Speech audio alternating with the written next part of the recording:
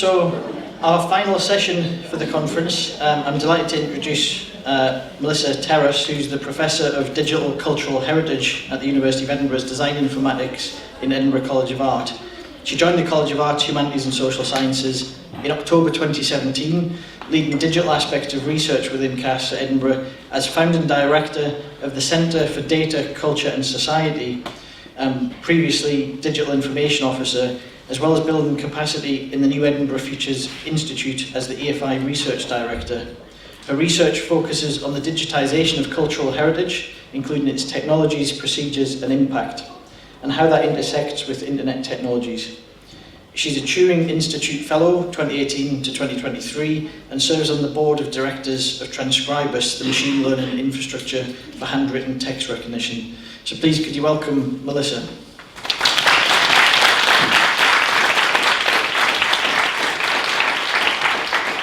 Thank you so much, and thank you for staying to the last session of the conference. It's been a real delight to be here, so I just want to thank you for the invitation, and it's always great to talk to librarian colleagues. I am CILIP qualified. When I first got my first academic job, it was in information studies at UCL, and so I was teaching librarians how the internet worked and how to digitise stuff, and I thought, well, I better actually go and do my CILIP qualification, given they do our course and come out with a CILIP qualification. So I am a member of CILIP, and it's great to meet so many of you in person as well as online. I know I follow some of you on Twitter, so it was nice to meet in real life today. But I'm here today to talk about AI and libraries, and particularly why there isn't tools, why there aren't so many tools that are designed specifically for libraries. We're in the business of information, we're in the business of creating information, looking after information, throwing information around. So how come there aren't artificial intelligence tools designed just for us? Here's a question for you. Who in the audience here has used AI? That could be anything, Grammarly or ChatGPT. Look at you, most of you have. Most of you have touched it. Who in the audience has made an AI? There's something going on here, right, that we need to probe. And this is what I'm going to talk about today. So firstly, I'm just going to cover why I have the right to have an opinion on this, because the world and their dog have an opinion about AI at the moment. And then I'm going to talk briefly about the long history of artificial intelligence in libraries before I go on about some of the difficulties in making tools for this sector. I'm then going to imagine a few things that I wish existed for this space and think about how we can actually make them. Then I'm going to come at you and say this is why artificial intelligence needs librarians and why we need to be at that table. So here goes. Firstly, I'm going to state some terms. When I talk about AI, I'm talking about the use of computers that can do tasks which are seemingly intelligent. They're simulating intelligent behaviour. My own background, I started off in art history and English literature, so my own background is in humanities and humanities research. So when I use the word humanities, I mean the study of human culture. And then I thought, when I was making this slide, I've never looked up libraries in the OED before. And so there's a whole list of things about buildings and books, but halfway down the page it says, a great mass of learning or knowledge. And I thought, I'm going to take that one. So here we go. We're talking about libraries, knowledge, and how we can actually use simulated intelligent behaviour to do something with the stuff inside of it. And you have to make sure when you're listening to anyone about AI that they are qualified to talk about it. Everyone has an opinion because they've read a Wired article from 2017 at the moment. So who am I and who do I get to talk about that? After doing art history and English literature, I did a conversion course in computing science because I discovered the internet. Then straight after that, I went to Oxford to do a PhD in engineering, and I was building intelligent systems to analyse images of ancient documents to see if we could help humans read them. Now this was in the late 1990s. This is when there was another surgence of AI, and with something like expert systems were trying to replicate what humans did to try and get computers to do it faster. And I actually got my PhD in that little grey box down the bottom, which is about probabilities of mixing language models with image models. And since then, I've been involved with handwriting recognition technology. So here I find myself 25 years later on the board of directors of an AI company in Austria who provides handwriting recognition technology for digitized content, for historical content. So you put your image up of something into Transcribus and it spits out an approximation of what that says in machine processable text. Oh, and by the way, I see people scribbling down some URLs and stuff. I'll make the slides available here because I'm going to go fast at one point and just throw a bunch of stuff at you. So any URLs on this you'll be able to get later. So you put your image up. It then sends you something which is approximately right based on our model. And if you like, we get about 90% accuracy there. If you like, you can then train the system and say, well, you got it wrong there, you got it wrong there, you got it wrong there. Then recalculate, and we can get up to 99% accuracy doing that.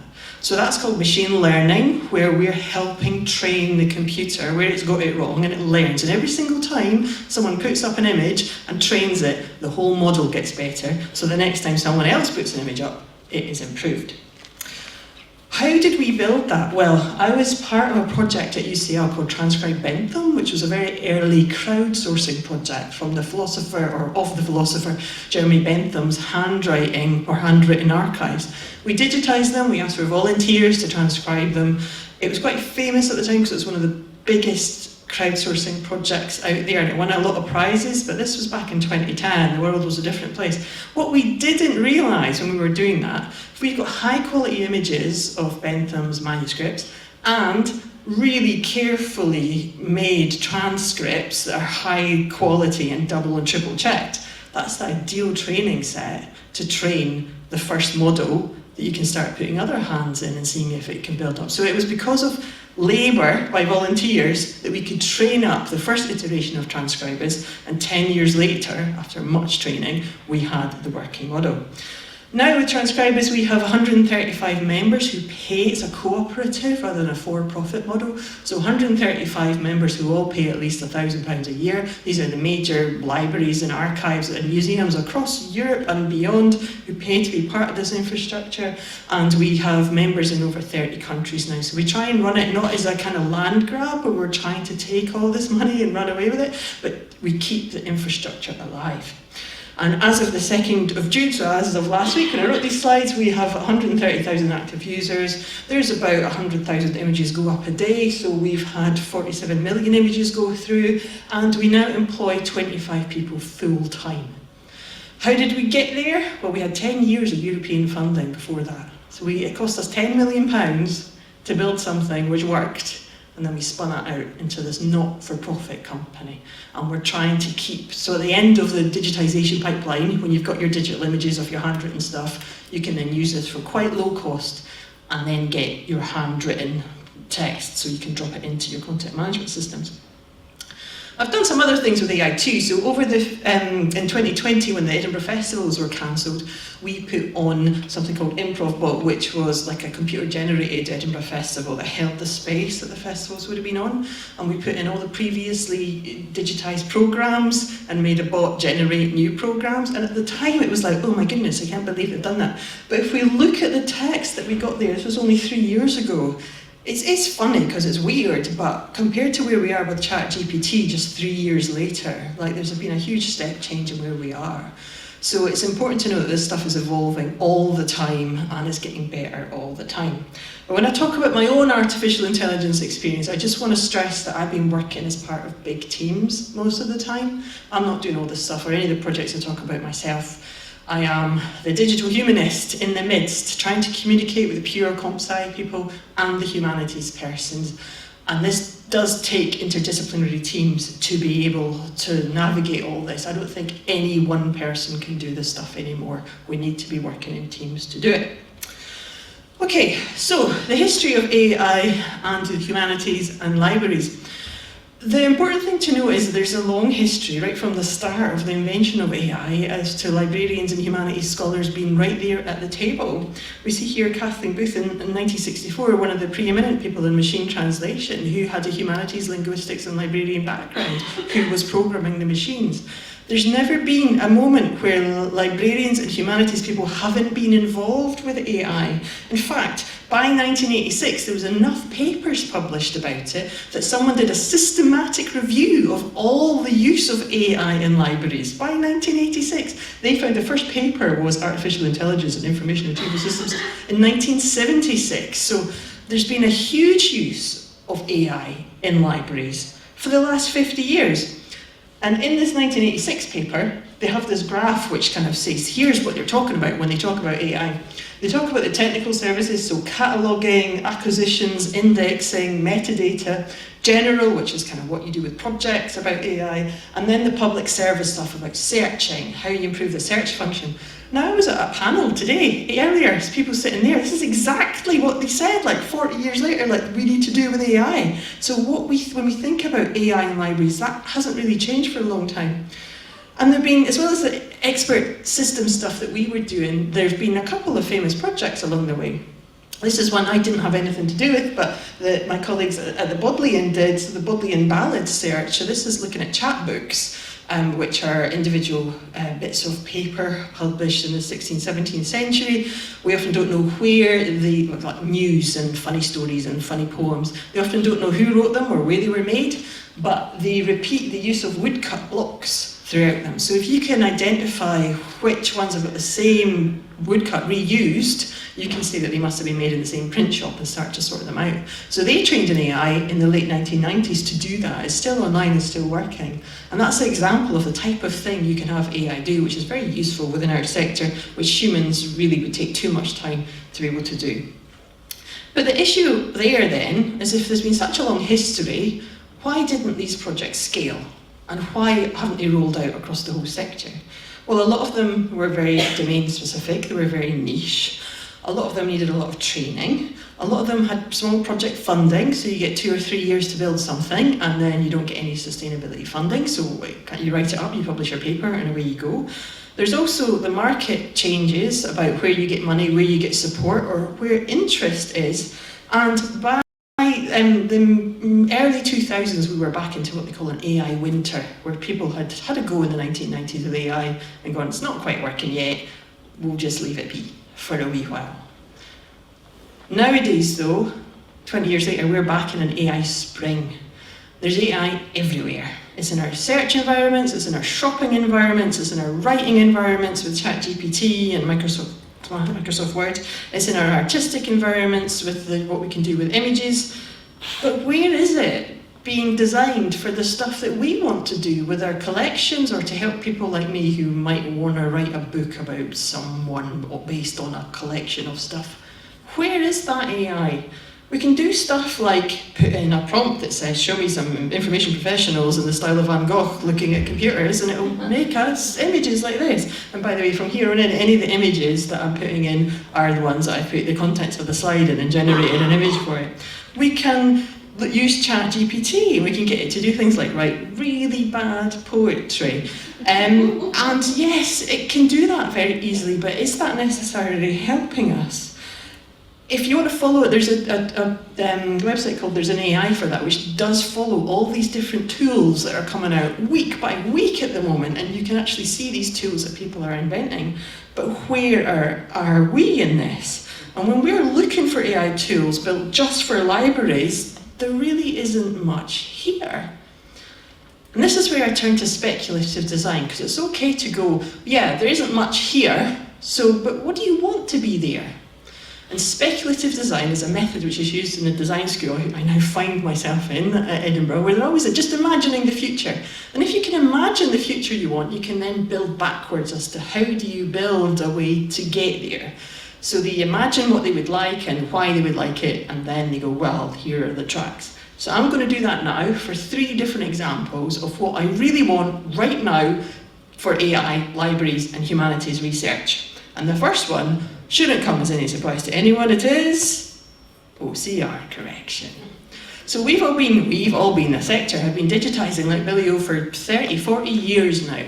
We have masses of stuff which mostly has been very poorly OCR'd and is full of errors. It's really hard to fix OCR, but we have all these linguistic tools that could fix it.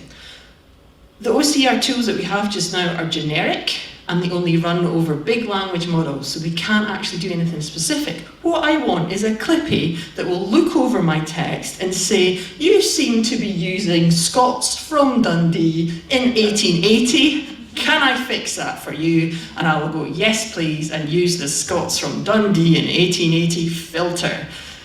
We should be able to make large language models which are very, very specific, which can then be used on specific domains and to clean up specific areas. I think, honestly, this is the next big thing. We're talking about this at the Turing just now. People are starting to get on this about making publicly available large language models for very specific domains and times so we can start cleaning up a lot of the digitized content we already have. Doesn't exist yet, but in the next year we will get there. However, if we wanted to do this at scale, there's some things we need to do with library infrastructure. We need to differentiate first between OCR, which is good in the first place, and OCR, which is bad in the first place, so that we can train up AI to correct it. We need to get access to this, so things need to be openly licensed. We need to figure out how we can build in subject level and granularity when it comes to time when these documents were created. We need to prepare our digitized collections to be available to robots and for the machines to come and get them. And we haven't built our infrastructure for that. Archive.org went down last week because someone put their robots on it. And the whole thing went offline for about a day. And they were going, please, whoever it is caning our servers, please just back off and come and talk to us and we'll provide you with the data. But you've shut down the whole thing because the robots came for them. Not maliciously, just to mine their content and probably to build an LLM. But we have to think about our infrastructure and how we can support all this. So, lots to be done there, that's the number one thing. The other thing I would really like an artificial intelligence which could find me the first known source of a quote. So my pandemic project was editing up a book of Melissa Fawcett's speeches. I couldn't believe they put a statue of her in Parliament Square, but you couldn't read her speeches? That didn't seem right to me. We had a lot of time on our hands, right? So I thought I would write a 500-page book about a topic I knew nothing about. Anyway, it was a lot of fun. That involved getting all the speeches from libraries and archives, transcribing them, going through them, and then going line by line. And when she said, that's the honourable gentleman said, blah, blah, blah, blah, blah, blah. I don't know who that was, because she's talking about the 1860s. Who was the honourable gentleman? Who said it? What is she talking about that week in April 1862? So line by line I had to go through her speeches and manually look up across mass digitised content. And you get to the stage that's quite mechanical. It's a mechanical thing. You're going to check on archive.org, you're going to check on Google Scholar, you're going to check on the newspapers, you're going to check on this. You go over and over and over again. Now, the thing about the Victorians is they didn't have the internet to look up. So we'd quote people and they would get the quotes wrong. Like, this is Melissa Fawcett's down here, she's signed it herself, and she put in this quote from Troy Lewis and Crusade, but instead of things won or done, joy, soul lies in the doing, she says things done are won, joy, soul lies in the doing. She's switching the words over because she's memorised it as a child and written it down, and it's wrong. And I'm trying to find these quotes which are a little bit wrong. Again, this is something you could program for a computer. Try and find this quote, but if you can't quite find it, switch the words around, use synonyms. Like there, you can think logically about how you could train an AI to do that for you. And bring me back the earliest example of that quote you could find. This would help editors no end. But to make that work, we'd have to clean up OCR again. Hello? We need to clean up OCR. We would need to federate lots of mass digitised content, and so many things are in silos just now. We'd have to get computers to agree on how they talk to each other and how these APIs actually talk to each other to allow robots to navigate this. You'd have to be able to control the algorithms, say, now that I know how Fawcett wrote, the number one place you're actually going to actually look for is the Times, London, every time. 90% of the time she's actually quoting from the Times newspaper. You get that far through the book and realise that's the first place to look. And then the Evening News, and then the Scotsman. So you can have to be able to guide you and drive your AI to go and do these kind of things. And then you have to have the AI bring you things and go, how about this, how about this, how about this? And you have to rapidly review it and send it on its way again if it's not got it right. So I want the human to be part of AI, right at the centre. And the third thing I would really like to exist, I would like AI to be able to crawl over the lovingly created metadata by librarians and find me stuff that I might think is interesting. I mentioned chapbooks before. They're never called chapbooks in a catalogue. Suffrage pamphlets, they're never called a suffrage pamphlet in a catalogue, but they're very specific sizes from very specific places and very specific times. Have a little bot, go and find me things and bring me stuff and shiny stuff and go, is this the thing you want? And let me find stuff that's been lovingly catalogued, but we haven't quite discovered yet. That would be amazing to be able to train up your bots and to use the amazing metadata that we have after 200 years of cataloguing this sector. But again, this would require cleaning the data in the first place, access to APIs, including semi-commercial ones like OCLC, access to different libraries' metadata, then understanding how you're going to search this, how you're going to tweak it, how you're going to weight it, and then some kind of user environment where you can control all of this or sort through these things. So there's a huge amount of design that needs to be done on the UX of all these things so we can actually figure out. So while these are three imaginaries that would really help me today now, we're quite a long way from any of this happening. But what I'm describing here really is the sorcerer's apprentice. I want the AI to bring me stuff, and I want to be in control. What we don't want is when the sorcerer's apprentice goes wrong and everything starts manipulating itself and going off and causing chaos. But we want, at the start of the cartoon or of the song, we want to be Mickey Mouse and his brooms, but in control of what is happening with the AI. And I really want AI to do the boring stuff for me. And I also want to decide what is boring. I don't want some teenager in Cupertino who's a programmer deciding what is boring to me. So there's an element here that we need to be able to turn up to explain what this stuff is and what these tools are and how they could be transformational. What can be automated? How much of our administrative processes can be automated? What can we tweak? What we control? And we've done this for handwriting recognition technology, right? That's the one big tool that exists then in libraries, archives, and AI. That's a commercial tool that you can pay for your credits and put in your systems. But there are other things on the horizon. I've never used this one. Warning. There's a tool called Chico that I googled the other day and found, and it's about automatic metadata generation. There's a whole lot of interest in this about how we can automatically generate metadata, and we haven't quite got it right yet, but that's coming, automatic metadata generation. There's also automatic linking between collections and how we get AI to automatically link things so people can navigate to them, so that's some of the issues. But I'm going to take a little side detour here about what my fears are about all this. And my fear for AI isn't the rainbow robots coming from the sky taking over the city and turning us all into mutants. That's not what I'm afraid of. What I'm afraid of is just messing up our information environment. That's all I'm afraid of. I'm afraid that we are now at a stage where text can be generated super easy, but all of our search environment is based upon text. We've built a search environment which is actually quite fragile because we, myself included, forgot that text was this far away from being automated. So I'm really scared about not being able to find anything pretty darn quick because of breaking the information environment, because of flooding it with textual information. And we have to figure out a way that we can make our systems robust. So that's what I'm afraid of. But let's presume we can navigate that one, and let's presume we can make some AI. How do we build them? Digital infrastructure isn't cheap. I just told you that Transcribus had £10 million worth of EU funding before we managed to turn it into a company. How many of you get £10 million to actually mess around with? Yeah, it's a ridiculous amount of money to have to play. You know, it was from computing sciences who've got a lot more money. I'll come back to that in a minute.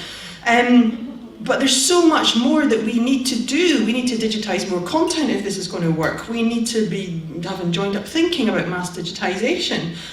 There is a lack of funding for the arts, humanities and creative sectors, and libraries are part of the creative industries in the UK. When I was writing this, I thought, how much less money do we get a year? So I actually looked it up on the UKRI budget. We get 10% of what some of the sciences get per year, and there's a cut. There's a 10% cut next year and a 10% cut the year after that. So by 2025, we'll have a 20% cut if you include inflation on how much our whole sector can spend on this kind of stuff. It's not an equal playing field. We're not being invited to the table, and that's a political choice just now about not supporting our sector and not supporting information. That means that we can't afford to employ people at market rates. The Towards a National Collection project, which is just coming nearly finished here in the UK, was about building the infrastructure with new technologies for digitised cultural heritage. 5 of those projects were given £3.5 million each. They all tried to do something with AI. They all tried to hire someone to work with AI for 30 grand a year. If you know how to build an AI, you can be earning 120 to 150k right now. People didn't want those jobs. They could not appoint. So the projects couldn't go ahead. We can't be market competitive. We're always told we don't have the skill set, yet there's infrastructure that is set up. There's a UK national computer at the University of Edinburgh, Archer and Archer 2. Not one person from the arts, humanities or social sciences has ever run any data on the UK national supercomputer. And we're now moving to exascale, 10 to the power of 18 compute. No one applied for the funding for that from our sector because we don't know how. We literally can't use the same language to get hold of those millions of pounds. We need a bridge to be built for us, and they need to help us build a bridge.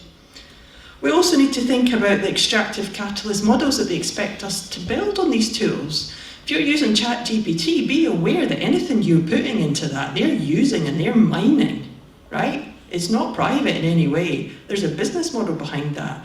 Now, our sector doesn't work like that. With transcribers, we used a European cooperative society model, so it is a cooperative, but that's rare in the tech industry.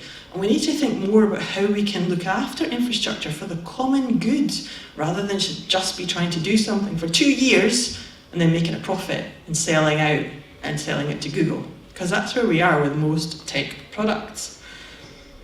Now, there's lots that people from the digital humanities community where I think I can contribute to AI and how it's being made just now.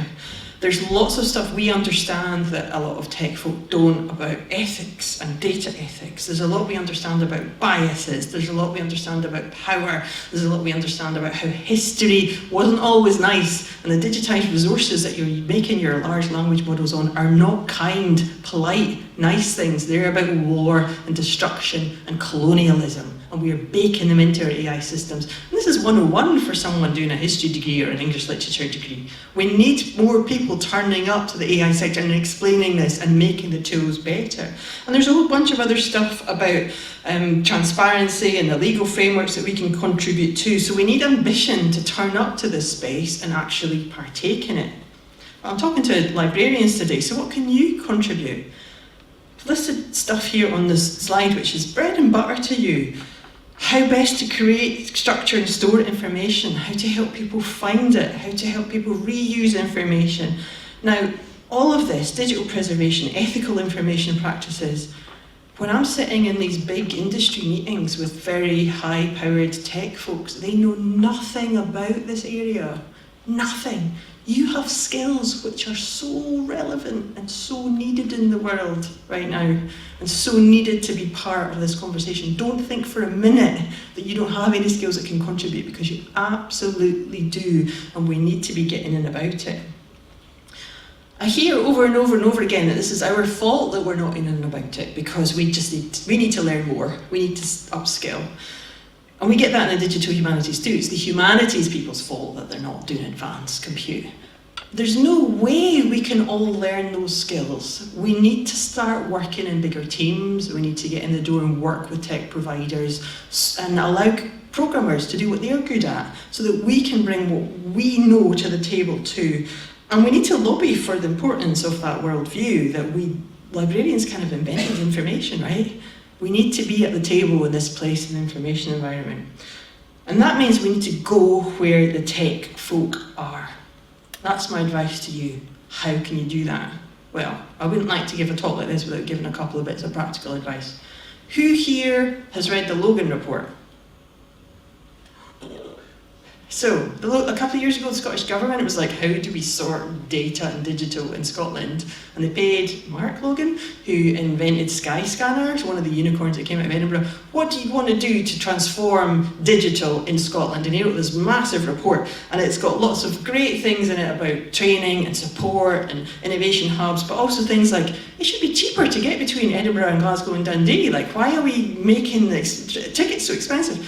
And he handed it into the Scottish Government, and the Scottish Government went, yep, here's £300 million, sort it out.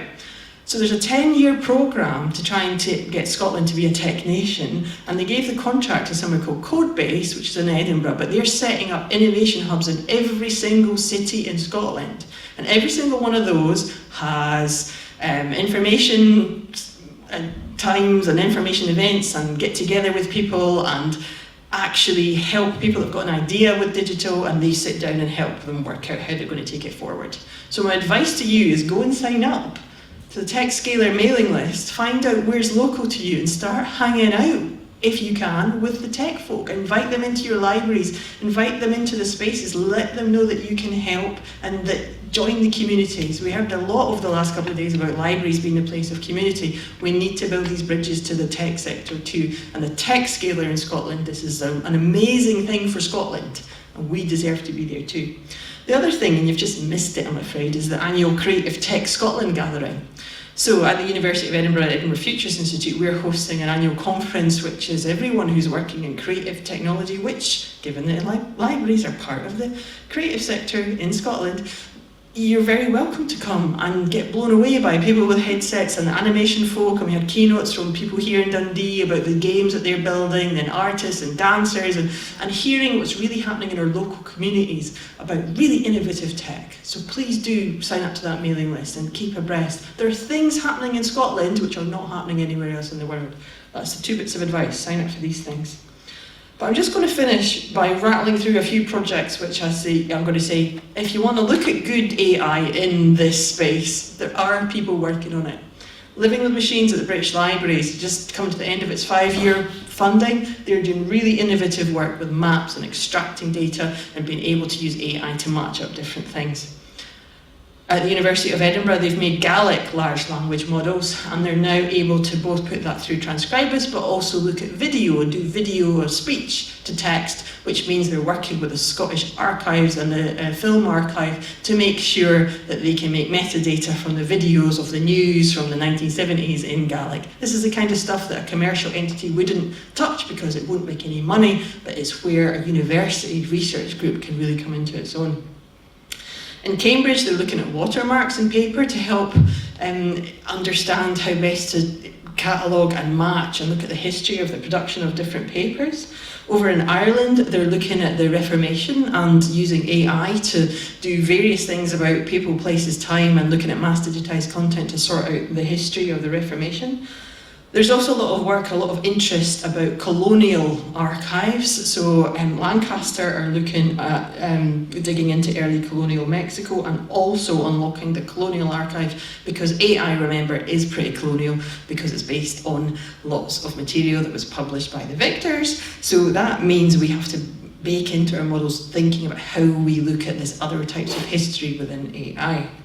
Over in Boston, they're looking at the Boston Globe photograph collection and how you can use automatic metadata extraction to look at diverse communities and make sure they're catalogued properly, and using AI for that. There's stuff happening in archaeology where you can put a fragment of a pot in, and the AI will design the whole pot and have a good guess at like when and whence it came from. So that's at the University of Cambridge. National Library of Norway, they've built an AI recommender system. I found this one a little hard to use because I don't speak Norwegian, but it is an example of how you could be using AI as part of an interface for a library to help people discover things which they otherwise wouldn't have discovered. And that's my roundup of things to look at. You know, we built Transcribus. We built Transcribus in dialogue with computer scientists and engineers and mathematicians and linguists and historians and libraries and archives and digitisation people. It did take us 10 years to build it, and we now have that service. There will be others coming, but I'm going to suggest to you, anyone can have a seat at the table. We just need to find out where that table is, and our skill set really needs to be there, because the information environment is something that we really know and care about. Thank you very much. So just to wrap up then, I wanted to thank all of the amazing speakers that we've had, and the exhibitors, and to all of you, the delegates, for turning out to support the conference. And what a conference it's been. When you plan a conference and you tell prospective speakers what the theme is, you might reasonably expect a series of individual presentations linked to that theme, but from their own perspectives. But what you can't do is plan for the absolute synergy that we've had in the sessions over these last 2 days. We've had provocations, we've had harrowing tales, we've had lots of different angles on the enormous challenges that we all face personally, societally, professionally, and how we can collectively or individually endure those challenges. But we've also had hope and inspiration, the importance of feminist leadership, the significance of building professional networks beyond the day job. And for me personally, that was a big reminder to get back to that, because I think we've lost that from the pandemic. and connecting with each other and supporting each other with empathy, care and compassion. And all of that, of course, enables us to plan and to forge that better future, no matter how hard things get. Absolutely incredible and powerful stuff, and I don't mind saying I've never been as moved professionally and emotionally at a conference or a CPD event as I have been over the last 2 days. And I know that many delegates have felt the same because they've approached the desk at the front, or they've approached me personally to tell us what they've felt and how they've reacted to some of the sessions that you've attended. We always hope delegates take something away that will let you change your practice, but perhaps this year more than ever, I really do hope that we can harness some of the energy and advice we've taken from the speakers to really drive positive change in our own places of work. And with that ambition, our conference is drawn to a close. CILIPS will send you all by email a digital feedback form. Please do fill that in. The trustee board and the conference organisers and the CILIPS staff will use that feedback to plan and to continually improve future events. So once again, thanks to each and every one of you for your attendance and for your active participation, and can I wish you all a safe journey home.